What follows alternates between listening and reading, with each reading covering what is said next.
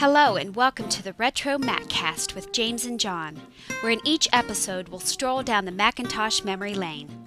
We'll discuss older Macintosh computers, collecting all things related to the Mac and Apple computer, and current topics from the perspective that only a couple of old Mac fans can provide. Welcome to the Retro Maccast with James and John. This is episode 38 for September 9th, 2007. And I am James, and this is John. I'm John in 3D! Well, it's not 3D, but we are videotaping. This is a first for the Retro. Well, we've got a couple of firsts, right? We're videotaping so that we can put this out on the internets. Right. Mm-hmm. And we are recording this in Maca. And this is the first time that you and I have sat in the same room and recorded the podcast. Yeah, and I have to tell you, it's a pretty different experience. For one thing, I had to dress in more than boxer shorts and bunny slippers.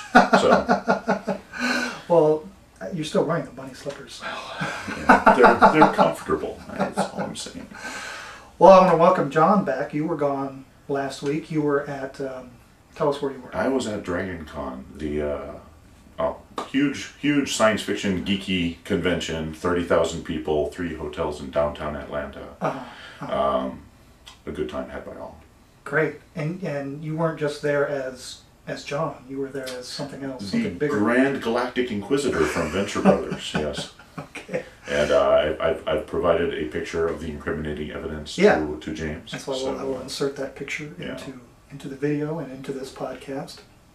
We want to thank Jeremy Murley, who was sitting in for you last week. We had a good time with Jeremy. Excellent. Got updated on his collection, so that was fun. This week, let's see, what are we going to do today? Well, we're going to have the Retro Mac of the Week, which will be the Titanium PowerBook. Okay, the very first PowerBook G4. And after that, we'll talk about all the big news, I guess, from last week. And we've got some eBay auctions to share. So let's get into the Retro Mac of the Week, and we have the Titanium PowerBook. Now, this was released on January 9th, 2001 at the Macworld Expo by Steve Jobs himself. Now, this is, soon after his return, and one of the first things he, I guess, oversaw was the redesign of the PowerBook, and I've got one here. This is a 400 megahertz model. Quite a difference from the Pismo G3. In fact, you've got the G3 there. Yes, I don't know if we can pick it up. Yes. Yes. But, yeah, you can. It's tethered by a power cord, but yeah, it's there. Can you see it? Can you see the corner? No. All right. Okay. Anyway, it's quite a bit different, and it's thinner. It's 0.7 inches thinner than that one, and it's about a half a pound lighter. Now, it's the titanium PowerBook because it's constructed primarily of titanium, but it's painted. And we'll get into the issues with that a little later. But with the carbon fiber, it's very light, very tough, rigid. Quite an amazing design. That the design has kind of stood the test of time, right? I mean, it's very similar to the MacBook Pro today, just different materials. It also, this model would have the huge screen for it was, I think at the time the biggest laptop screen that you could get. So it's pretty big. Yeah, it's 15.2 inches, and it is a wider aspect. And so let's see, the screen resolution is 1152 by 768. So very nice active matrix screen. It's shipped with a 400 or 500 megahertz G4, and then you either get it in 128 or 256 megs of RAM, and then there was a 20 and a 10 gigabyte hard drive option. There was no recordable CD at this time. It was strictly a DVD-ROM. You could upgrade this up to a 1 gigabyte of RAM, and it will still run the latest operating system today, 10.4. Yeah, as far as I know, it's on the list for the 10.5 when it comes out also, isn't it? It should be, yes, because it's got FireWire built in. And that FireWire might be the discriminator, because you've got, there's a flip-down door right there. It's on metal hinges, so it's not as cheapy as the plastic door. So which means that when you buy them on eBay, chances are the door will still be there. Yeah, and in there you've got one single FireWire 400 port, Ethernet 100 megabit, pair of USB 1.1, and then a VGA out, an S-Video out, and what is that? Oh, modem. I remember those. Yeah. Not a cable modem, but a modem, a telephone. And then there's an infrared port there. You've got a audio jack, one PC card slot, And you can put an airport card in there, and it's got the antennas here on the side. Oh, excellent.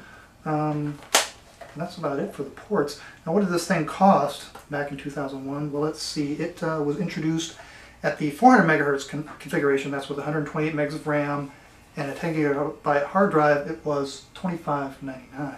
Cha-ching. And if you opted for the 500 megahertz version, it was $34.99. So Yikes. quite a bit. And you know what? These things have really retained their value as old computers go.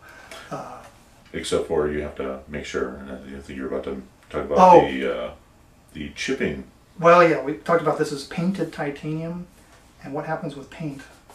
It wears, it chips, and it rubs, and so when you find these on eBay, and if they've been, used with any amount, you get rubbing on the trackpad, Okay. or down here on the wrist rest, and you'll get chips on there. It's kind of a two-tone here, and so you get a lot of chipping here too. Oh, yeah. And then you'll get chipping on the hinges, and I mean, they just get beat up. And so there were companies would sell kits that you could, like for cars, touch-up paint, and so you could touch up your PowerBook. Or, if you didn't want to touch it up, you could take it a step further, right? And there's a couple of sites. There's this one person on the net, what's the site, escribe.com, says, I sanded the paint off my PowerBook, most of it anyway. and this gives you some photographs. I guess this person didn't like the scratches and dents, and they took some sandpaper, and they sanded all the paint off of it to the raw titanium. Kind of a brushed look now, isn't it? Yeah, right. So, you have that option. Alternatively, you could just paint the thing. And over at macmod.com, there's some nice photos of somebody who has painted their titanium PowerBook white. Oh, very nice. Yeah. Looks a very nice job. So you have that option. But like I said, you'll find them on eBay a lot, and they're going to be used, and to find a good one is going to be hard to do. I was able to pick this one up. I actually got this one probably like 2 months ago. Oh, excellent. And as you'll see, I don't know if you can make it out from the video, but it is Very nice shape. it's like new. I mean, there's a few minor surface scratches on the lid. The hinge is tight. That's the other thing to look for. Is a lot of these things. I mean, look at how tight this hinge is. Yeah. It is just like new. So these would loosen up, and oftentimes they would also crack. So that's tough.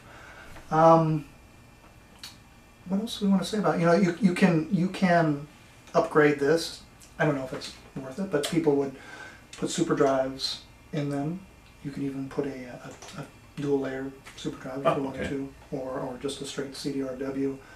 And you can put a faster processor. You could upgrade this 400 to a 550 megahertz processor.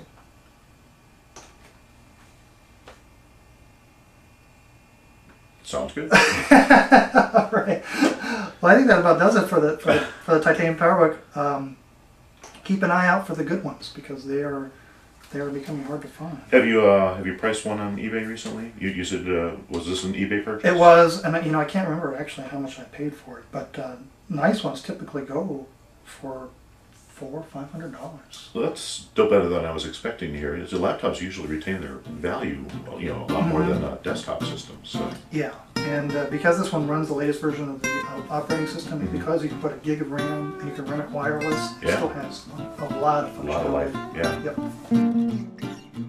You're listening to the Retro Maccast with James and John. Visit us at www.retromaccast.com or send email to retromaccast@gmail.com.